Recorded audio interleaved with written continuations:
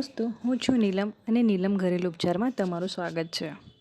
આજે આપણે જાણીએ કે રીંગણ કયા લોકો માટે ખતરનાક હોય છે। રીંગણને સામાન્ય રીતે શાકભાજીનો રાજા કહેવામાં આવે છે। સ્વાદથી લઈને પોષકતાને કારણે તે ભારતીય રસોઈનો મહત્વનો ભાગ છે, પરંતુ દરેકને ફાયદો થાય તેવું જરૂરી નથી। કેટલીક પરિસ્થિતિઓમાં રીંગણ શરીર પર નકારાત્મક અસર પણ મૂકી શકે છે। આવો જાણીએ રીંગણ ખાવાથી કોને નુકસાન થઈ શકે છે।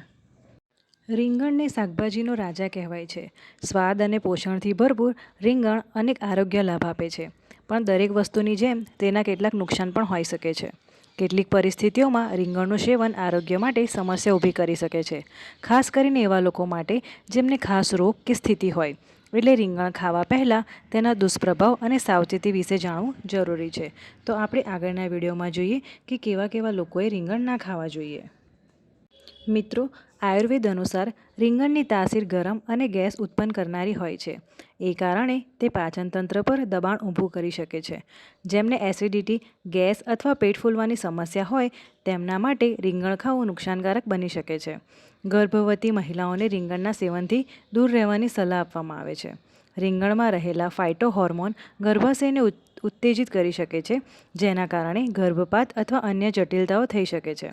ખાસ કરીને ગર્ભાવસ્થાના શરૂઆતમાં મહિનાઓમાં રીંગણ ખાવાનું ટાળવું જોઈએ। આર્થરાઇટિસ અથવા સાંધાના દુખાવાથી પીડિત લોકો માટે પણ રીંગણ યોગ્ય માનવામાં આવતું નથી। તેમાં સોલાનેન નામનું તત્વ હોય છે, જે સાંધામાં સોજો અને દુખાવો વધારી શકે છે। એટલે ગઠિયાના દર્દીઓએ રીંગણ ખાવાનું તો ટાળવું જ જોઈએ। રીંગણમાં ઓક્સલેટ્સ હોય છે, જે કિડની સ્ટોનની સમસ્યા વધારી શકે છે। જેમને પહેલેથી પથરીની ફરિયાદ હોય તેમણે રીંગણનું સેવન ઓછું કરવું યા તો બંધ કરી દેવું જોઈએ। કેટલાક લોકોને રીંગણ ખાવાથી એલર્જી થઈ શકે છે, જેના કારણે ચામડી પર ખંજવાળ, સોજો અથવા શ્વાસ લેવામાં તકલીફ થાય છે।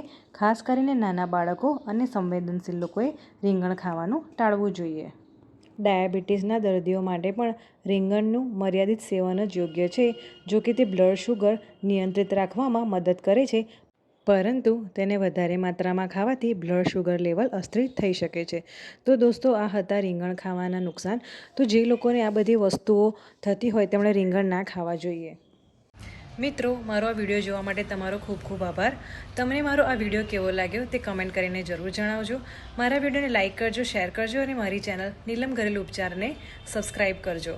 આગળ આવા જ અવનવા વિડીયો જોવા માટે મારી ચેનલ સાથે જોડ્યા રહેજો। ત્યાં સુધી થેન્ક યુ। સ્વસ્થ રહો, મસ્ત રહો, સુરક્ષિત રહો।